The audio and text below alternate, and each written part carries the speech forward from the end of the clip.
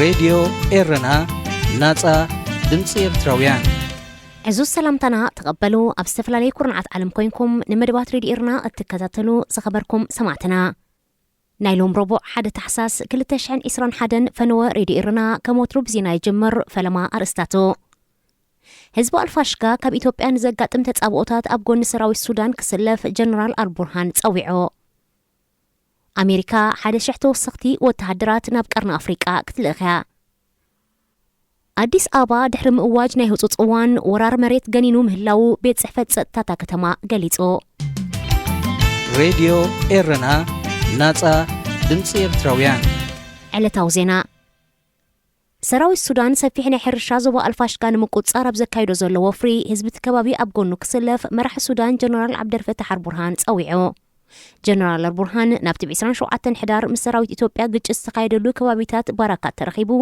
ኣብቲ ግንባር ተዋፊሮም ንዘለዉ ኣባላት ሰራዊት ሱዳን ኣብ ዘስምዖ መደረዩ ነዚ ጻውዒት ኣቕሪቦ አልፋሽጋ ብዘይካትዕ ኩነታት መሬት ሱዳን እዩ ዝበለ ጀነራል አልቡርሃን ጭራሙ እንትኹን ናብ ካልእ ኣሕሊፎም ከም ዘይሂቡ ኣስሚሩሎ ኣብቲ ብቐዳም ዝተኻየደ ግጭት 6 ወተሃደራት ሱዳን ከም ዝተቐትሉን ልዕሊ 30 ድማ ከም ዝቆሰሉን ሰራዊት ሱዳን ኣብ ዘውፅኦ መግለጺ ወቒሱ እንተኾነ ኣብ ኩናት ትግራይ ተሸይሙ ዝርከብ መንግስቲ ኢትዮጵያ ነቲ ብወገን ሱዳን ዝቐረበ ክሲ ነጺግዎ ንኣስታት 25 ዓመታት ኣብ ትሕቲ ኢትዮጵያ ጸኒሑ ንዝተባህለ ከባቢታት አልፋሽጋ ሰራዊት ሱዳን ኣብ 6 ሕዳር 2020 ኣብ ዘካየዶ መጥቃዕቲ ን92 ሚእታዊት ከም ዝተቆጻጸሮ እዩ ዝገልጽ ነቲ ዝተረፈ ክፋል ንምምላስ እውን ገና ኣብ ተጠንቀቕ ይርከብ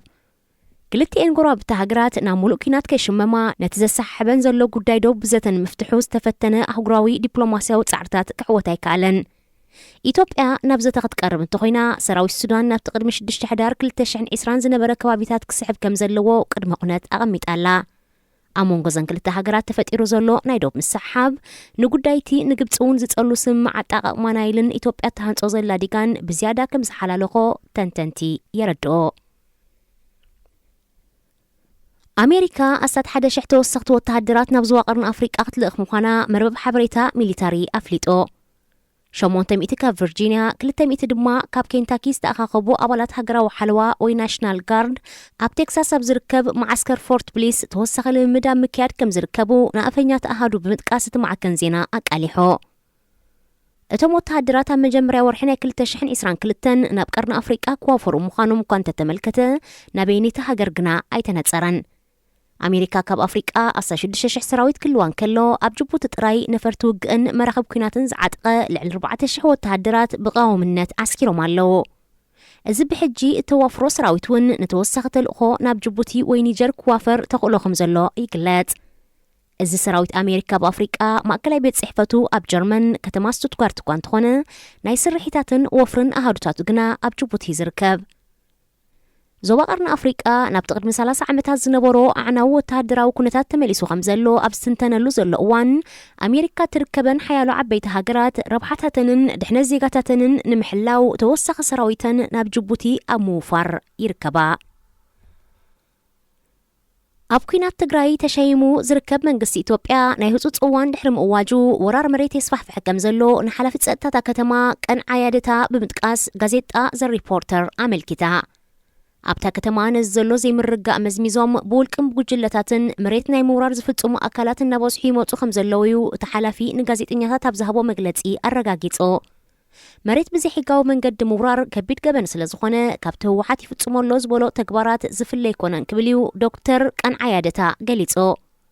ኩናት ትግራይ ካብ ክልላት ዓፈርን ኣምሓራን ሓሊፉ ናብ ሰሜን ሸዋ ምስ በጽሐ ከተማ አዲስ አበባ ኣብ ከቢድ ጸጥታዊ ስግኣትን ሸበድበድን እያ ትርከብ ነዚ ዘሎ ኩነታት ተጠቒሞም ኣብ ዝምታን ዘረፋን ዝተዋፈሩ ውልቀ ሰባትን ጉጅለታትን እናበዝሑ ይመጹ ምህላዎም ክጥቀስ ጸኒሑ ኣብ ርእሲ እዚ ሓለፍቲ ጸጥታን ኣዘዝቲ ፖሊስን እውን ነቲ ዘይርጉእ ኩነታት ናብ ውልቃዊ ረብሓታቶም ብምልዋጥ ማሕፉዳታቶም የህጥሩ ምህላዎም ወቐሳታት ይስማዕ ዝኸበርኩም ሰማዕትና ዜና ኣብ ዝተፈጺሙሎ ሬድዮ ኤረና ናጻ ድምፂ ኤርትራውያን ሬድዮ ኤረና ናጻ ድምፂ ኤርትራውያን ዳግማይ ሰላምታና ተቐበሉ ክቡራት ሰማዕትና ካብ ዝቐፂሉ ብዓወት ኣረጋይ ዝዳሎ ኣፍሪቃ ኣብ ሰሙን እዚ ክቐርበልኩም ሰናይ ምክትታል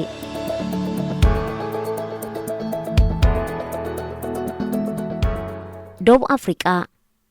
ኣመክሮን ዝተሰመየ ሓድሽ ባህሪ ኮሮና ቫይረስ ኮሮና ቫይረስ ሓደ ኣብ መንጎኦም ዝምድና ዘለዎም ግን ከኣ ዝተፈላለዩ ቫይረሳት ዝሓቆፈ ጉጅለ እዩ። እዚ ጉጅለ ቫይረሳት ወዲ ሰብ ንዝርከቦም መጥበውቲ እንስሳታትን ኣዕዋፍን ክሕዝን ከሎ ንስርዓተ ምስትንፋስ ኣፍንጫ ጎሮሮን ሳምቡኡን ብምጥቃዕ ከም ጉንፋዕን ሰዓልን ዝኣመሰሉ ሕማማት ኢንፍሉዌንዛ ይኸትል። ኮሮና ቫይረስ ዝሓቕፎም ቫይረሳት ካብ ግዜ ናብ ግዜ ናብ ኣዝዮም ሓደገኛታት ቫይረስ ክምዕብሉ ጸኒሖም። ገለ ካብዚኦም ድማ ሳርስ፣ መርስን ኮቪድ-19 ክጥቀሱ ይኽእሉ። ኣብ ወርሒ ነሓሰ 2019 ኣብ ማእከላይ ቻይና ውሃን ኣብ ዝተባህለት ከተማ ፈለማ ከም ዝተረኣየ ዝንገረሉ ኮሮና ቫይረስ ብዓይነቱ ፍልይ ዝበለ ብምንባሩ ተመራመርቲ ኣብ ልዕሊኡ ድሕሪ ዝገበርዎ መጽናዕቲ ውድብ ጥዕና ዓለም ኮቪድ-19 ዝብል ስም ኣጠሚቕዎ። ኮቪድ-19 ክላባዕ ካብ ዝጅምር 2 ዓመቱ ሒዙ ኣብ ዘለወሉ እዋን ካብ ግዜ ናብ ግዜ ባህሪኡ ክቀያይርን ሓድሽ መልክዕ ሒዙ ናብ ዝተፈላለዩ ዓይነታት ቫይረስ ክቀያይርን ጸኒሖ። ኮቪድ-19 ኣብ ዝተፈላለዩ ሃገራት ናብ ዝተፈላለየ መልክዕ ክልወጥ ጸኒሖ። ለውጢ ዝገበሩ ቫይረሳት ፊደላት ጥንታዊ ግሪክ ማለት ኣልፋ፣ ቤታ፣ ጋማ፣ ደልታ፣ ኢፒሶሎን፣ ዜታን ካልእ ዝብል ኣስማትን ክወሃቦም ጸኒሖ። ኣብ ህንዲ ምቅያር ባህርያት ዝገበረ ቫይረስ ደልታ ዝብል ስም ክወሃቦም ከሎ ዛጊት ዝሓየለን ብቕልጡፍ ዝላባዓን ኮይኑ ጸኒሖ። ኣብ እንግሊዝ ኣልፋ፣ ኣብ ብራዚል ድማ ጋማ ተባሂሎም ዝተሰሚዩ ማዕቢሎም ዛጊታ ምክልኻሎም ጻዕሪ ይግበር ኣሎ። ኣቐዲሙ ባህሪኦም ድሮ ዝለወጡ ቫይረሳት ኣልፋን ደልታን ኮቪድ-19 ንምክልኻል ዝወሃብ ዘሎ ክታበታት ኣድማዕነቱ ከጉድልዎ ከም ዝኽእሉ ናይቲ ክታበት ናይ ምክልኻል ዓቕሚ ከይቀንስ ስጋት ነይሩ። እንተኾነ ድሒሩ ድሕሪ ዝተገብረ መጽናዕቲ እቲ ክታበት ልዕሊ 80% ክከላኸል ከም ዝኽእል ብምርምር ተረጋጊጹ። ኣብዚ ሕጂ እዋን ኣብ ደቡብ ኣፍሪቃ ተረኺቡ ዘሎ ኣመክሮን ዝተሰመየ ብሓድሽ ባህሪ ዝተገልጸ ኮሮና ቫይረስ ኣብ መላእ ዓለም ስጋት ፈጢሩሎ።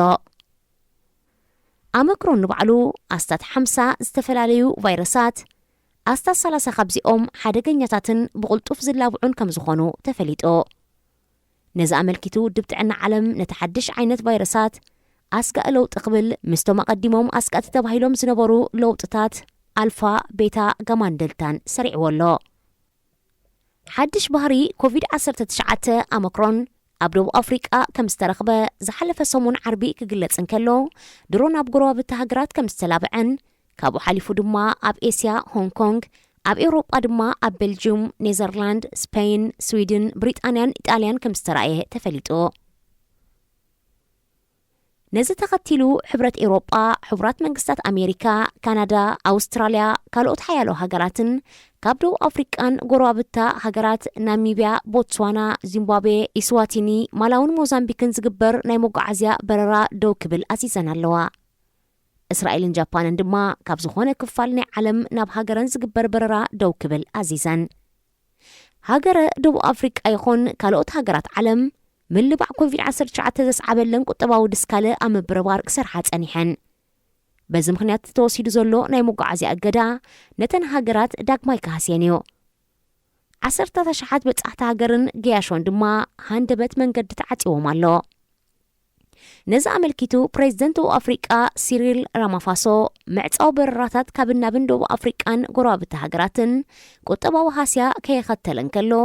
ህይወት ሚልዮናት ከይተንከፈን ከሎን ብህፁፅ ክለዓል ጸዊዑ። ሚኒስትሪ ጉዳያት ወጻእቲ ሃገር ኣብ ዘውፅኦ መግለፂ ብተወሳኺ ደቡብ ኣፍሪቃ ሓድሽ ዓይነት ቫይረስ ኣመክሮን ብምርካባ ኣብ ክንዲ ትነኣድን ትሕገዝን ብኣንጻሩ ብእገዳ መጓዓዝያ ተቐፂዓ ክብል ኣማሪሩ። እቲ መግለፂ ብተወሳኺ ኣብ ካልኦት ሃገራት ሓድሽ ዓይነት ቫይረስ ክርከብ እንከሎ ከም ናይ ደቡብ ኣፍሪቃ ሃንደበታዊ ምዕጻው ከም ዘይተገብረ እዚ ድማ ኣፈላላይ ከም ዝኾነ ገሊጹ። ኣመክሮን ቀልጢፉ ዝላባዕ ብምዃኑ ዛጊድ ድማ ክሳብ ክንደይ ሓደገኛ ምዃኑ ስለ ዘይተጸንዐ ሃገራት ከየስፋሕፍሕ ንምክልኻሉ ህፁፅ ስጉምቲ ክወስዳ ግቡእ እኳ እንተኾነ ድሮ ኣብ ሓያሎ ካብ ኣፍሪቃ ወፃእ ዝኾነ ሃገራት ተራእዩ ክነሱ ናብ ሃገራት ኣፍሪቃ ጥራይ ናይ በረራ እገዳ ምክያዱ ሓያሎ ኣፍሪቃውያን መቕጻዕቲ ይኽብሉ ይገልጽዎ ኣለዉ። ኣደ ወንበር ክታበት ሕብረት ኣፍሪቃ ኣዮደ ኣላኪጃ ኣብ ልዕሊ ሃገራት ኣፍሪቃ ዝተወስደ ናይ እገዳ ስጉምቲ ኣብ ስነ ፍልጠት ዝተመርኮሰ ዘይኮነ ፖለቲካዊ መልእኽቲ ዘለዎ ከም ዝኾነ ብምግላጽ እዚ ውፅኢት እቲ ክታበት ንኹሉ ብማዕረ ዘይምዕዳል ዘኸተሎ ምዃኑ ሓቢራ ዓለም ካብ ምልባዕ ኮቪድ-19 ንሱ ዘኸትሎ ዘሎ ምቅያራትን ክድሕን እንተኾይና እቲ እንኮ ኣማራጺ ክታበት ናብ ኩሉ ብማዕረ ክባፅሕን ዝበዝሐ ህዝቢ ክኽተብ ከም ዘለዎን እዮም ኪላታት ጥዕና ዝገልጹ ዝማዕበላ ሃገራት ኮቪድ-19 ምክልኻል ዜጋታተን ኣብ ምኽታብ ይርከባ ዘይተኸትቡ ንኽኽተቡ ጎስጓሳት ይገብራን ምኽታብ ዝኣበዩ ድማ ብዝተፈላለየ መንገዲ ብምቕጻዕ ወይ ብምጥባር ከም ዝኽተቡ ይገብራ ኣለዋ ድሮ ክልተ ክታበት ዝተኸትቡ ዜጋታተን እውን ሳልሳይ ተወሳኺ መበራትዒ ጸረ ባእታ ክታበት ቡስተር ክወስዱ ጀሚሮም ኣለዉ ብኣንጻሩ ዘይማዕበላ ሃገራት ብፍላይ ድማ ሃገራት ኣፍሪቃ ዝበዝሐ ህዝበን ኣይተኸትበን ዘሎ እዚ ብቐንዱ ሃገራት ኣፍሪቃ ምስ ሃብታማት ሃገራት ተወዳዲረን ንህዝበን ክታበት ከቕርባ ዘይምኽኣለን ዘስዓበዩ ሃብታማት ሃገራት ብወገነን ካብ ዓቐን ንላዕሊ ክታበት ብምግዛእ ይዓቕሮ ኣለዋ ብኣንጻሩ ዝማዕበላ ሃገራት ንድኻታት ሃገራት ክውፍያለን እንተዝኽእላ ናይ ክታበት ማዕርነት ክረጋገጽ ምተኻእለ ነይሩ ህዝቢ ዓለም ኣብ ዝቐልጠፈ ብማዕረ ክኽተብ እንተዘይክኢሉ መወዳእታ ኮቪድ-19 ካብ ትፅቢት ወጻኢ ዝተናውሐ ክኸውን እዩ ምኽንያቱ ኣብ ዝተናውሐ ግዜ ባህሪኦም ዝቐየሩ ቫይረሳት እናተተኻኽኡ ሕጂ ዝውሃብ ዘሎ ክታበት ክጻወርዎ ተኽእሎ ኣሎ እዚ ድማ ዋላ ንዝተኸትቡ ከስጊ እዩ ደቡብ ኣፍሪቃን ህንድን ክታበት ኮሮና ቫይረስ ኣብ ሃገራተን ከፍርያኦ ናይ መሰል ፍቓድ ክውሃበን ሓቲተን ነይረን እንተኾነ ናይ መድሃኒት ኢንዱስትሪን መኽሰብን ዝቐድማ ሕብረት ኤውሮጳን ብሪጣንያን ነዚ ሕቶ ነጺገንኦ በዚ ምኽንያት ውድብ ጥዕና ዓለም ኣብ ዘውፅኦ መግለጺ ኣብ ድኻታት ሃገራት ምዕሩይ ዝርጋሐ ክታበት ክሳብ ዘይሃለወ ካብተን ሃገራት ዝመጽእ ሕማማት ክሕተታሉ ኣይግባአን ክብል መግለጺ ውፅኢ ኣሎ ህዝቢ ዓለም 7.9 ቢልዮን በፂሕ ኣሎ ኣብ ዓለም ተዘርጊሑ ዘሎ ክታበት ድማ 7.8 ቢልዮን እዩ ካብዚ 3.33 ቢልዮን ህዝቢ ክልተ ግዜ ክታበት ብምውሳድ ሙሉእ ብምሉእ ክኽተብ እንከሎ እዚ 42 ሚእታዊት ካብ ህዝቢ ዓለም የጠቓልል ምልባዕ ኮሮና ቫይረስ ንምክልኻልን ናይ ሓባር ናይ ምክልኻል ሓይሊ ንምጥራይን ብውሕዱ 75 ሚእታዊት ካብ ህዝቢ ዓለም ክኽተብ ኣለዎ ካብ ህዝቢ ኣፍሪቃ ግን ዛጊታት 10 ሚእታዊት ጥራዩ ተኸቲቡ ዘሎ ቫይረሳት ክነብሩ እንተኾይኖም ኣብ ዋህዮታት ፍጡር ከኣትውን ጽግዕተኛታት ኮይኖም ክነብሩን ኣለዎም ኣብ ዋህዮታት ብምዃን ድማ ፕሮቲን ተጠቒሞም ናይ ገዛእ ርእሶም ቅዳሕ እናገበሩ ይባዝሑ ብምስትንፋስ ይኹን ብምትንካፍን ካልእን ድማ ካብ ሓደ ፍጡር ናብ ካልእ ይሰጋገሩ ኣብዚ መስርሕ ቫይረሳት ህላውነቶም ንምርጋጽ ናይ ጀነቲካዊ ማለት ሕነተ ሰረታዊ ኮድ ምቅያር ይገብሩ እዚ ምቅያራት ብፍላይ ብብስሒ ምልባዓትን ሕሙማትን ዘለውሉ ከባቢታት ቁልጡፍ ለውጥታት ክገብሩ ይሕግዞም ኮቪድ-19 በዚ ዝተጠቕሰ መስርሕ ካብ ሰብ ናብ ሰብ እናተመሓላለፈ ካብ ግዜ ናብ ግዜ መልክዑ ክቕይር ጸኒሑ እዚ ምቅያራት እንተቐጺሉ ድማ ምስኡ ዝኸይድ ሓድሽ ክታበት ምምሃዝ ከድልዮ ቫይረሳት ብመጉልሒ መነጽር እንተዘይኮይኑ ብዓይንኻ ክረኣዩ ይክእሉን እዮም ካብ ሓንቲ ፍረስ ተደቐቐ ጨው ብ10,000 ዕፅፊ ዝንእሱ ኣዝዮም ደቀቕቲ ብምዃኖም ከተጽንዖም ግዜ ይወስዱ ተመራመርቲ ስነ ህይወትን ሕክምናን ኣስታት 9,000 ቫይረሳት ከለልዩን ከጽንዑን ኢሎም ኣለዉ መብዛሕትኦም ዘይጓድኡን ንስርዓተ ማሕድሮ ኣዝዮም ጠቐምትን ክኾኑ ከለዉ ገለ ግን ኣዝዮም ሓደገኛታት እዮም ኮሮና ቫይረስ ኮቪድ-19 ንስርዓተ ምስትንፋስ ብፍላይ ድማ ንሳምቡእ ብምጥቃዕ ሕማም ኒሞንያ ይዘኸትል ኣብ ሳምቡእ ብኣልቪዮላይ ዝፍለጡ ብምስትንፋስ ተሳሕቢ ኣየር ዝቕበሉን ኦክሲጅን ናብ መትንታት ዘመሓላልፉን ደቀቕቲ ሰኪዕታት ኣለዉ ሓደ ሰብ ኒሞንያ ምስ ዝሓምም እዞም ሰኪዕታት ብፈሳሲ ስለ ዝመልኡ ምስትንፋስ የሸግሮ ኣብ ከምዚ ዓይነት ደረጃ ንዝበፅሐ ሰብ ፍሉይ ሕክምናዊ ረድኤት የድልዮ ኮቪድ-19 ንነዊሕ እዋን ዝተጠቕዐን ዝተዳኸመን ሰብ እቲ ቫይረስ ኣብ ነብሱ ክምዕብልን ናብ ካልእ መልክዕ ክቕይርን ዝያዳ ዕድል ከም ዝኸፍት ተመራመርቲ ይሕብሮ ኣብ ታሪኽ ወዲ ሰብ ካብ ቅድሚ ታሪኻት ሒዙ ኣብ ዝተፈላለዩ ዘመናት ብቫይረስ ይኹን ብባክቴርያ ዝመሓላለፉ ተላባዕቲ ሕማማት ክመጹን ናይ ሚልዮናት ሰባት ህይወት ኣጽኒቶም ክኸዱን ጸኒሖም እዮም ኣብቲ ቀደም ግዜ ብፍላይ ድማ ኣብ ዓለም ውሑድ ህዝቢ ኣብ ዝነበረሉን ቅልጡፍ መጓዓዝያ ከም ነፈርቲ ባቡር መካይንን መራኸብን ኣብ ዘይነበረሉ እዋን ዝላባዕ ሕማም እንተደኣ ተራእዩ ንውሱን ኣከባቢ ጥራይ ኣጥቂዑ ዝጠፍእ ነይሩ። ኣብዚ ሕጂ እዋን ግን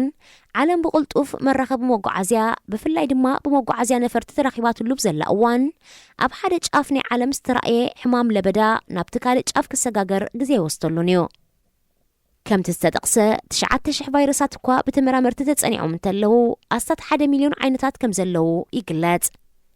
ቫይረሳት ኣብ ኩሉ ህይወት ዘለዎ ነገር ተጸጊዖም ይነብሩ። ቫይረሳት ምስ ሞቱ ኣሰር ህይወት ዘይገድፉ ብምዃኖም ተመራመርቲ ካበይ መበገሲኦም ከጽንዕዎም ኣይክእሉን እዮም። ፍጥረት ካብ ዝጅምር ኣብዛ ምድሪ ከም ዝነበሩ ግን ይግምቱ። ኣቐዲሞም እውን ምስ ባክቴርያዮም ዝቝጸሩ ነይሮም። ኣብ 1892 ሩስያዊ ዲሚትሪ ኢቫኖቭስኪ ንመጀመርታ ግዜ ኣብ ቆጽሊ ትንባኾ ባክቴርያ ዘይኮነ ፍጡር ከም ዝረኸበ ድሕሪ ምግላጹ ኣቓልቦ ክረኽቡ ጀሚሮም። ቫይረሳት ኣዝዮም ሓደገኛታት ክኾኑ ይኽእሉ እዮም። ኣብ ናይ ቀረባ ተዘክሮ ኣብ 1918 ኣብ ኣሜሪካ ዝጀመረን ናብ ሓያሎ ክፋላት ዓለም ዝተዘርግሐን ልዕሊ 500 ሚልዮን ሰባት ብምልካፍ ሓደ ካብ 5 ካብኦም ማለት ካብ 50 ክሳብ 100 ሚልዮን ሰባት ዝቐተለ ስፓኒሽ ፍሉ ኣብ 1981 ጀሚሩ ክሳብ ሕጂ ዝቕጽል ዘሎ 35 ሚልዮን ሰባት ዝቐተለ ኤድስ፣ H1N1፣ ሳርስ፣ መርስ፣ ዚካ፣ ሕጂ ድማ ብኮሮና ቫይረስ ዝተፈላለዩ ሕማማት ክረኣዩ ጸኒሖም ኣለዉ። ኮቪድ-19 ኣስታት 262 ሚልዮን ሰባት ከጥቅዐን ከሎ ልዕሊ 5.2 ድማ ቀቲሉሎ።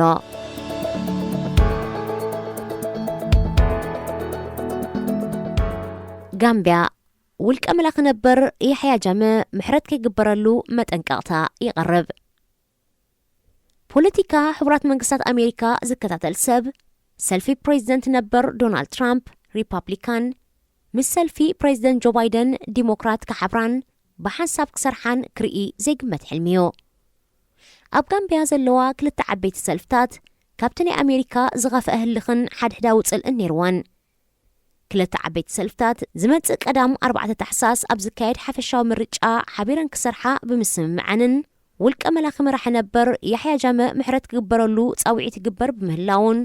ኣቓልቦ ተጣበቕቲ ሰብኣዊ መሰላት ስሒቡሎ። የሕያ ጃመ ምስ ብጾቱ ኣብ 1994 ኣብ ጋምቢያ ወተሃደራዊ ዕልዋ ብምክያድ ክሳብ 1997 ሓላፊ ወተሃደራዊ ቆንስል ኮይኑ መሪሑ። ኣብ 1996 ኣብ ዝተኻየደ ፕሬዚደንታዊ ምርጫ ድማ ብ56 ሚእታዊት ስዒሩ ፕሬዚደንት ኮይኑ ቀጺሉ ዝተኻየደ 4.5 ዓመት ምርጫታት ተወዳዲሩ ድማ ብድምር ን22 ዓመት መራሒ ኮይኑ የሕያ ጃመ ስልጣን ምስ ጨበጠ መጀመርታ ዝገበሮ ብሕታውያን ጋዜጣታትን ሬድዮታትን ካልእ ናይ ሜድያ መተሓላለፍን ብምዕጻው ጋዜጠኛታት ኣሲሩ ሓሳብካ ብነጻ ምግላጽ ከልኪሉ።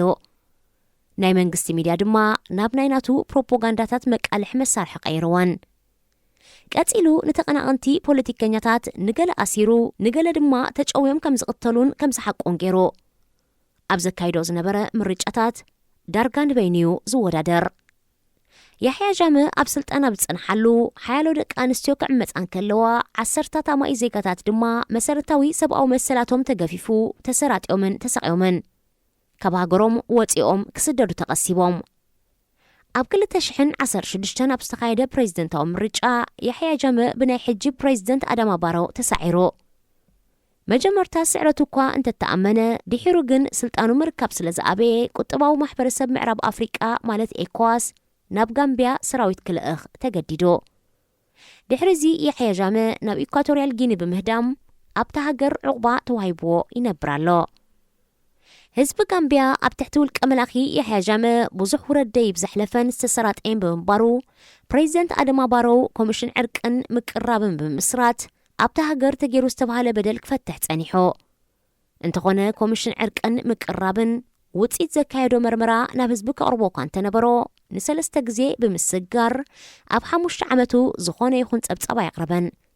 ዛጊድ ድማ ክከሓሱ ዝነበሮም ብዱላት ዝኾነ ፍርዳዊ መስርሕ ኣይተገብረሎምን። ኣምሳያኡ ሰልፍታት ኣብ ስልጣን ዘሎ ፕሬዚደንት ኣዳማ ባሮውን ሰልፊ يحيى ጃመ ነበርን كحبران أمرجع بحبار كساتفان بمسمعن نحيالو غامبياوያን يخونو تعذبتي غان كوينو مالو جلس بسلطان دما يحيى ጃመ محرت كبرلون نبهاجرو كملس كفقدلون يصوع بمهلاوم بسرعه ولق ملاخ نبر بدل زوردومن تطابقت سباو مسلاتن قطعኦም يገልጽلو سلفي يحيى ጃመ كيدان حربኛታት نداغ مسرعن هنصتن ኣብ ዓሌት ምርኩስ ብምግባር ገና ብርክት ዝበሉ ቁጽሪ ዘለዎም ሰባት ይድግፉዋ ብምዃኖም ፕሬዝደንት ኣዳማ ባሮው ክኸስቦም ብምሕሳብ ምስ ዝመርሓ ሃገራዊ ህዝባዊ ሰልፊ ክጽምብራ ከም ዝተሳምዐ ተንተንቲ ገሊጾም እዚ ክትግበር እንተኾይኑ ድማ يحيى ጃመ ነጻ ክበሃል ስለ ዘለዎ ኣብ ልዕሊ ተበዲልና ዝብሉ ጋምቢያውያን ክሕደት ከይፍጸም ስጋት ኣሎ ሓያሎ ተጣበቕቲ ሰብኣዊ መሰላት ድማ ነቲ ተበግሶ ድሮ ክሕደት ክብሉ ድሕሪ ምጽዋዕ ከይትግበር የጠንቅቑለዎ ودي 29 ዓመትን ከሎ ወተሃደራዊ ዕልዋ ዝመርሐ يحيى ጃመ ንገዛእ ርእሱ ሼኽ ፕሮፌሰር አልሓጅ ማርሻል ዝብሉ ሽልማታት ክሸሟን ከሎ ሓደ እዋን ሕማም ኤድስን ካልኦት ሕማማትን ከም ዝፍውስ ድሕሪ ምግላጹ ሓያሎ ደገፍቱ ክሕከሙ ኣብ ቤት ጽሕፈቱ መስርዕ ሒዙ ነይሮም ንሱ ብተወሳኺ ኣምላኽ እንተፈቒዱሉ ንቢልዮን ዓመት መራሒ ኮይኑ ክቕጽል ምዃኑ ገሊጹ ነይሩ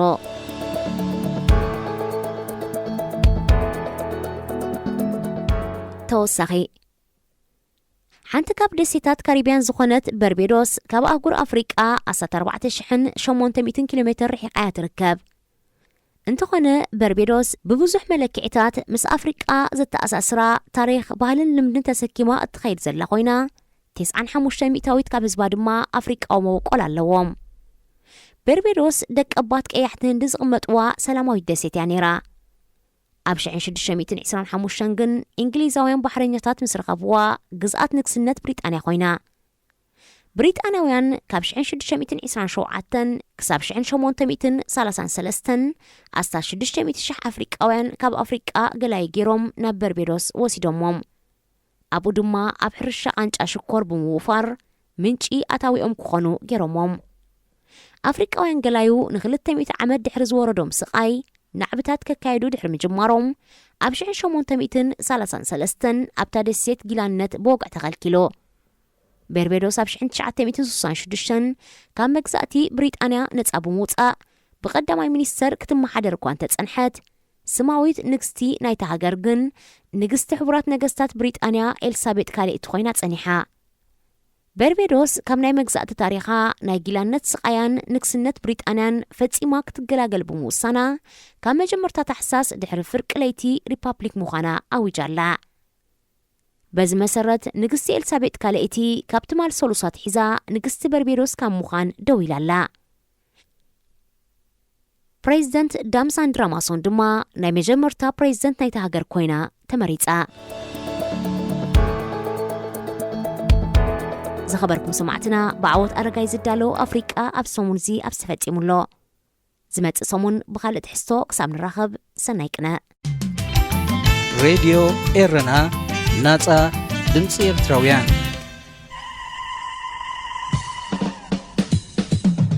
تطعمو مس راديو إيرنا ኣብዚ መደብ እዚ ንማሕበራዊ ህይወት ዘንጸባርቑ ጽሑፋት ግጥምታት ድርሰታትን ዋዛታትን ዝቐርቡ ኮይኖም ኣብ ህይወት ንዘጋጥሙ ጸገማትን ኣፈታትሖምን ኣመለኻኽታና መዓልታዊ ህይወትና ተዘክሮታት ንእስነትን ካልእ ንኣጠማምታና ውልቃዊ ህይወትና እናንጸባረቐ ዘዘናግዕን ምኽርታት ዝልግስን መደብ እዩ ተጥዕሙ ምስ ሬድዮ ኤረና سلام كما يتقنيو فتوح تخاتل تمدب تطعم سريديرنا زيتو الربع زغربلكم مدبكم مدب تطعميو نلمون كم تلمود نعخم يخوبني زبن لا تحس تدالينا اب مدب ساعتنا ترغبنا لنا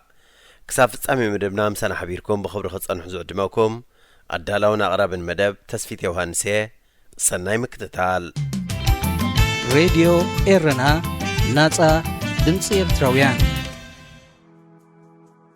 وشتاو حشوختا جزاء رأسنا انتايو انتاي كتغمنا ويقودانا مجم اما عالتاو هيوتنا مسوشتنا زر الربكي قبرنا زحلفنا يقاطامي كهلو يكألن مغنياتو بتفطرنا مس جزاء رأسنان ሳብ ከባቢና ዘለዎ ሰባትን ተፈጥሮን ክንዘራረብ ግዴታ ስለ ዝኾነ እቲ ሕቶ ግን እቲ ነካይዶን ንሳተፎን ዝርርብ ሃናፅዲ ጎዳኢ ዘማዕብል ድዩ ዘዕኑ ዝያዳ ከገድሰና ዘለዎ ንሎሚ ሒዝየ ዘለኹ ርእስቲ ግን ብውሽጥና ምስ ገዛእ ርእስና ንገብሮ ዝርርብ ወይ ሕሹኽታ እዩ። እዚ ዝርርብ ድምፂ ውሽጣዊ ምይይጥ ክንብሎ ንኽእል። እዚ ምስ ገዛእ ርእስና ብገዛእ ርእስና ንገብሮ ዝርርብ ክልተ አንጻራዊ ጠባይ ወይ ድማ ውፅኢት ዝሓዘ እዩ። ውሽጣዊ ሕሹኽታና ኣዝዩ መርዛም ክኸውን ይኽእል ወይ ድማ ኣዝዩ ፈዋሲ ወይ ድማ ምሓሪ ክኸውን ይኽእል። እዚ ድምፂ ነገራት ከጸብቕ ይኽእል ወይ እውን ክሓላልኽ ይኽእል። ብኸመይ ንዝብል ሕቶ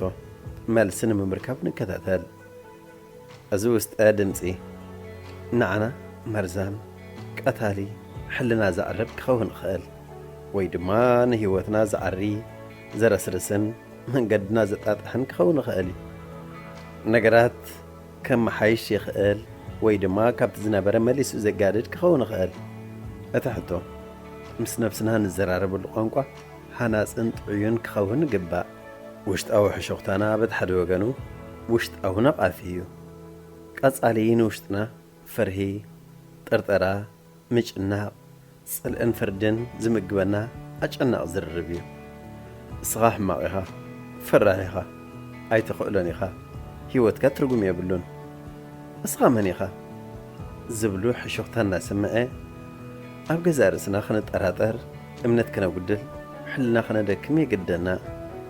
ካብ ዝሓዝናዮ ጥዑይ ጉዕዞ ህይወት ሰንደልደል ከብለና ይፍትን። ርግፀኛ ብምዃን ቀጻሊ ብምትኽታኽ ንገዛእ ርእስና ብምጽላእን ሕፍረት ብምጉልባብን ስንፍና ኸድነና፣ ኣብ ትሕቲ ጽፍርና ክንኣቱ ደፋፍኣና። ብኣንጻሩ ናይዚ አንጻራዊ ሕሹኽታ ውሽጣዊ ልቦና ኣለና። ነቲ ጸጋማዊ ነቓፊ ዝቃወም ድምፂ ፍቕሪ ሓቦ ትብዓት ዝስምዕ ኮይኑ ንገዛእ ርእስና ለባማት፣ ፈቃራት፣ ርህራሃትን ፈላጣትን ክንከውን ሓይሊ ዝህበና ውሽጣዊ ሕሹኽታና እዩ። እዚ ድምፂ እዚ ዘይሓልፍ ሽግር የለን፣ ተባዕ ኢኻ ዘይከኣል የለን፣ ተበገስ ጥራይ ዝብሉ ሕሹኽታ ብምስማዕ ሞራልና ክብ የብሎ። እዚ ድምፂ እዚ ንውሽጣዊ ልቦናና ሚዛን ዝህብ ናይ ውሽጥና ድምፂ ንውሽጣዊ ልቦናና መተዓራሪ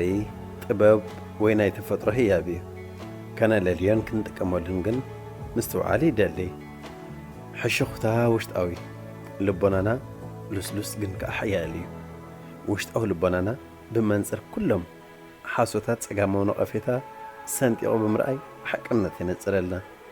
ውሽጣዊ ልቦናና ናብ ብርሃን ዝመርሓና መንገዲ እዩ። ብተወሳኺ ድማ እቲ ዝዓመቐ ልቦና ዝገልጽ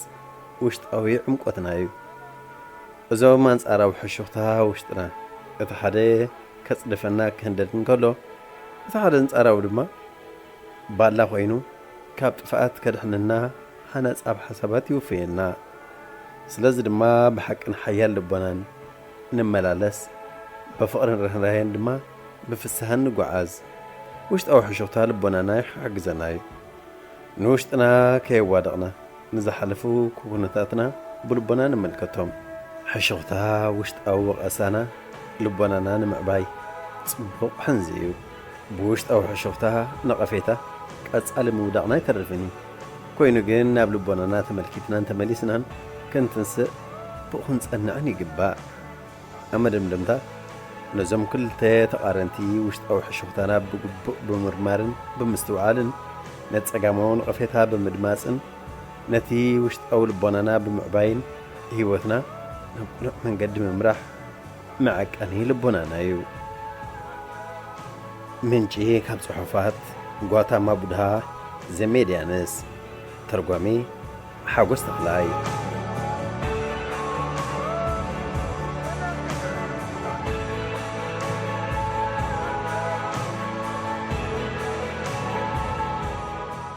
ርእሰ ተኣማንነት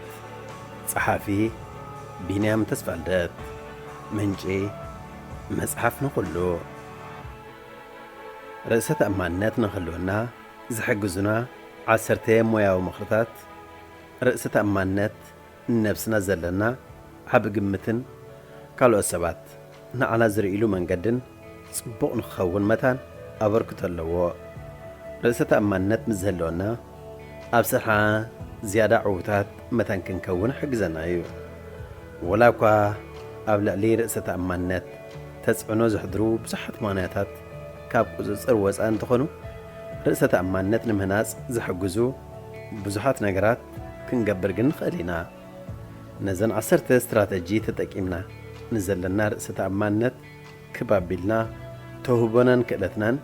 أبقبوء مع الله نوعلن خيل صراحة ده صبو أكدادنا مخدان أكلاويك أو مانان أكدادنان لألزخونا سب بعلنا إنا صبو غيرنا نفلتوا سلازخونا بتصبو كم زيد لهم أبسم معكم جزي مسكالو أتسبات تقبروا أنا حسابات لوود مجهود زيك سمعكم خيليو بزعبا نفسنا أو انتويا ملخاختا مزهلونا مجهود سمعنا مو مسبات ابن قبرو ركب دما صبو يخون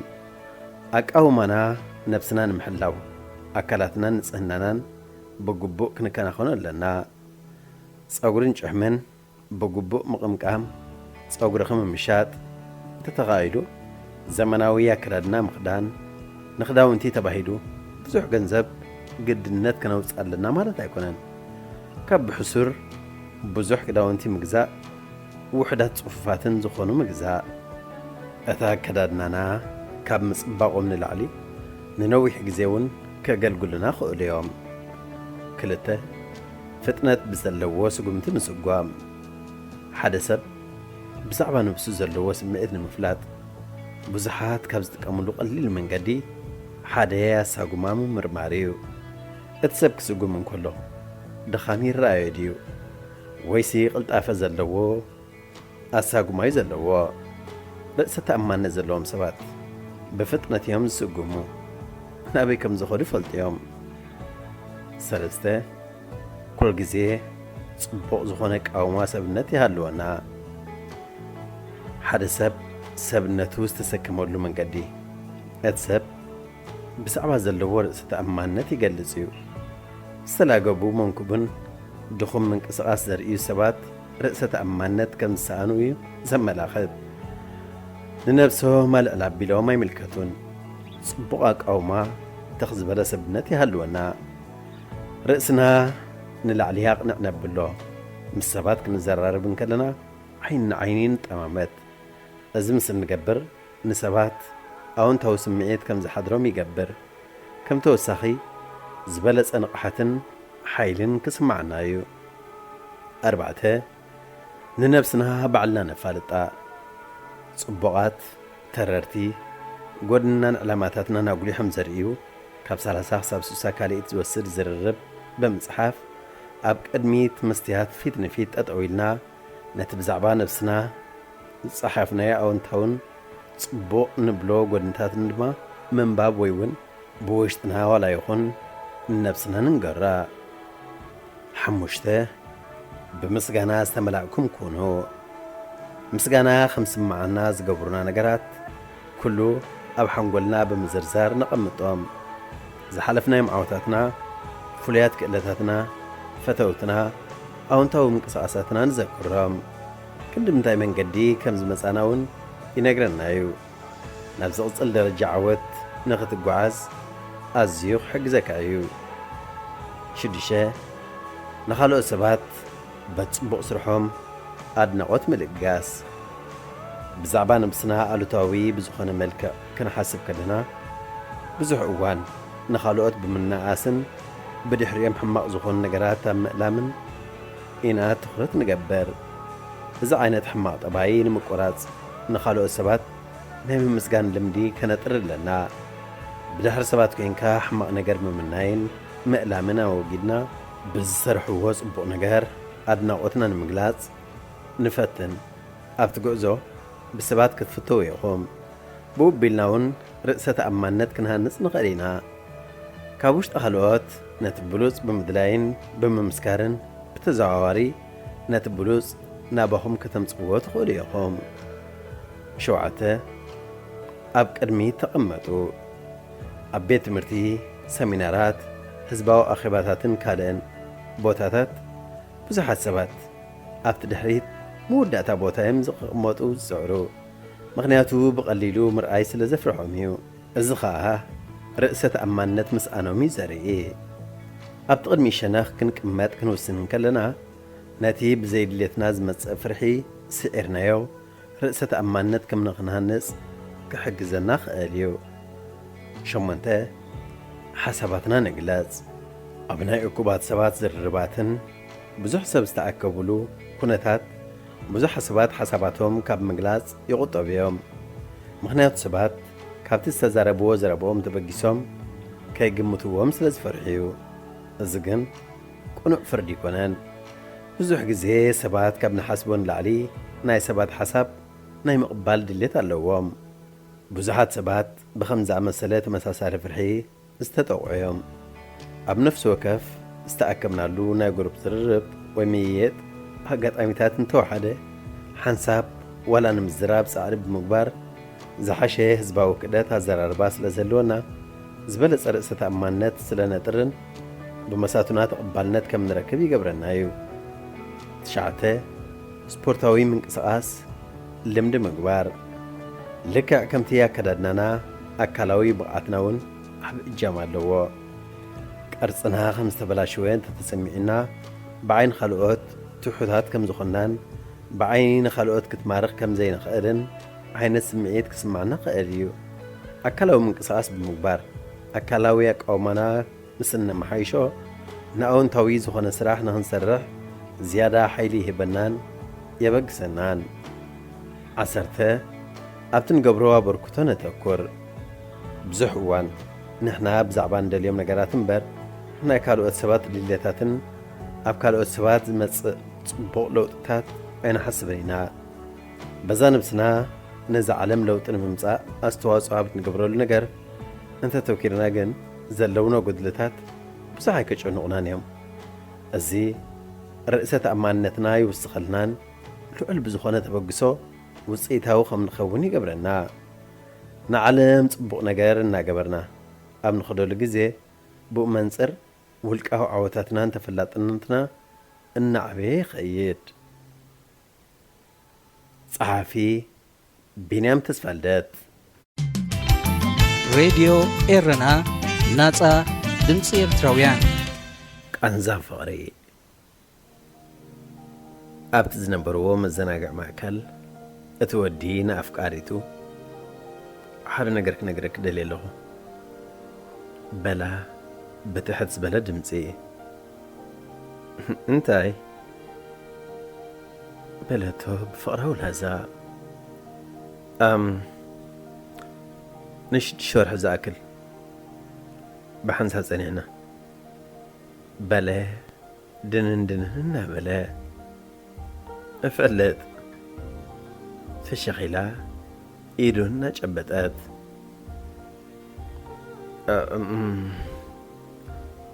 ኩሉ ሓሶት እዩ ናብቲ ሳዕሪ እናጠመተ እንታይ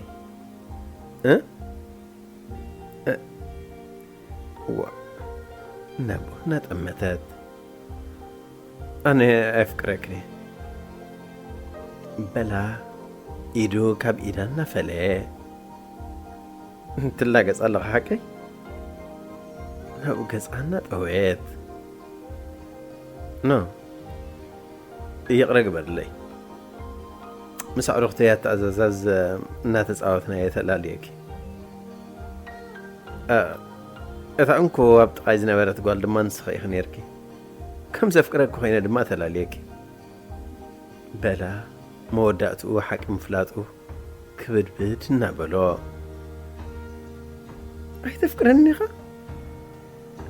በለቶ ብትሑት ዝበለን ዝተፈራረቐን ቃና ኣይፍቅረክኒ በቃ ኣይፍቅረክኒ ንሱ እዩ ተሓቂ ስቕ ምስ በለት እቲ ትእዛዝ ክሳብ መዓስ ምሳይ ክትጸንሕ በለቶ ንሽዱሽተ ወርሒ ክብል መሊሱላ أخيل له بزسمع كنا مو ولا تفكرني كالكم أفكركم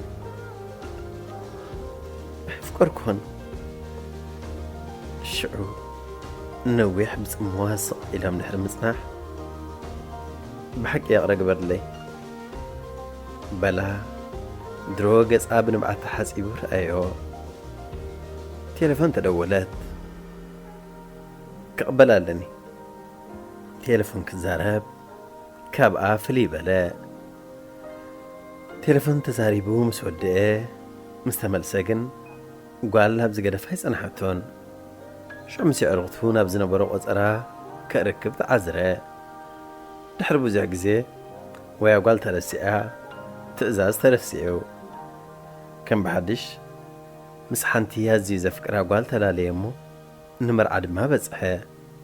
أما قلت مرعوغن حانت دبدبية تقبله أدراش عدما أفتزلو خبابنا برا كوف مبالي سحيب دما كوفيلو كان ببهاج مرا روحو سقا ما يقبر الله نابتانا حلمها قال تمرعو لخا مزات مرعواز لخا قال دما سناينا يفقر هيوتيز من إلكا كل تبهقون تمنين كتكون الكا دما بهاقيو كل جزي أبقون نخادو تبل صنعتيخ تكون الكاز من إلكا أتتبهقو هيوات كتبا كاز من إلكا بزيكا حنت نقر نساد ما كم تأنا زفكركا كم دينا يا غي تفكركا نشد الشور حمولو مسايق زي خازب أخون كلكا يغرق برا لي نعاقن نتنشد الشور حي زبلز أوارح ناهيوتين نيران أتنسس عامنين من يقريتا نسانقن أي أتنزمك أرات عمي ناهيوتين نيران نتليتن معلتن قص اي كتري تقدر زنبر كوني قريتا قص كاقن أي أبو أمري ليتن معلتن سيالو نزل عدم نسخا خمزة فكركاني كتمثل كلها أنا قن نايب حكم فكري يقرأ قبر اللي أنا قن يفكركاي نلومي نصباح نزل عدم أنبي بقودن نابت تزحف زلو دراشاخ وقوين حدخ أنا مع صفح كذو زخفت تسبقن هدي أنا براد كتعزون حسبت أفدق حزقن أبي ألا بلا ندعاء بحوس تهواخ هدي أدما مقابر وزر 180 انكلتين زاد من كان عخا بلتو دبدبين نقبلت بوغيانا بتمقابر بزحة رؤسونا بكل ما أزن النازورة بأمن نايت مقابر تعنكي فدما ودغة أبتزودق مقابر انت تقمت دما كم زبل صحفا ببا أز مقابر زي نايتا بكل سبست فقرت جنكا بزيكاتي انكون سازف قرتو كل نجار حسوس بلا نبت على تموت تسعي فوز لهم مقابر مستقمتجن برجز أتهنسو كل تحقيز نجارة مع المنبارة ذكرها نفس تجمعيو نبت مقابر كود غدله نتاب إيدو زلاك كيفتاز أنا حد دابير ما ذكرو قلت إفو خفيتو خم بباج مرة يغني لي نايتن مقرات مسخ زحلفكون شد شوارع يذكره سخون مبصع أتخلين السلام انتهي لي دم زقرم انت خناقن حجي حنت مبصع أتولي دل اللخو نزا حجي تمر عوز اللخو والهيوان بملؤ لبخا فكران تخنا خنان ملؤ قزي خنا دهو بخنا هبا سخون حماق كم السمع أخي تقبر لبخا بملؤ تهبا كمتي بملؤ تهلبي مساخة زلا هذه إذاعة إرنا. هنا إذاعة إرنا الدولية. فتوات تغطلت مدبنا بزغرمنا لكم تحسوا عاقبكم من تزانيكم كتكونوا تستنى قبرنا نايلم تحسنا أبزازي من لنا أب مدبنا زلكم رؤيتي يخون نغفيتها ويوان قرب لكم تلالي وصحفات مزلو በተለምዶ አድራሻና ናብ radioerna@gmail.com ወይ radioerna@yahoo.com ኢልኩም ላአኹልና ክበጽሐናዩ ብተወሳኺ ናብ ፌስቡክ ተስፊት ዮሐንስ በመባል ኣብ ናይ መልእኽቲ ሳጹን ክትገድፍለይ ከም ትኽእሉ ከዘኻኽረኩም ደሊ ብዝተረፈ ብዝመጽእ ረቡዕ ኣብ ተመሳሳሊ ሰዓትን ብዝተፈለየ ትሕዝቶን ክሳብ ንራኸብ ጠጥዕሞ ጠጥዕሞ ምስ ሬድዮርና ኣብዚ መደብ እዚ ንማሕበራዊ ህይወት ዘንጸባርቑ ጽሑፋት፣ ግጥምታት፣ ድርሰታትን ዋዛታትን ዝቐርቡ ኮይኖም ኣብ ህይወት ንዘጋጥሙ ጸገማትን ኣፈታትሖምን ኣመለኻኽታና መዓልታዊ ህይወትና ተዘክሮታት ንእስነትን ካልእ ንኣጠማምታና ውልቃዊ ህይወትና እናንጸባረቐ ዘዘናግዕን ምኽርታት ዝልግስን መደብ እዩ። ጠጥዕሙ ምስ ሬድዮርና ዝኸበርኩም ተኸታተልትና ነዚ ሰዓት እዚ ተዳልዩ ዝነበረ ሓፈሻዊ መደባት ሬድዮርና ኣብ ተፈጺሙሎ ሬድዮ ኤረና ናጻ ድምፂ ኤርትራውያን ሬድዮ ኤረና ናጻ ድምፂ ኤርትራውያን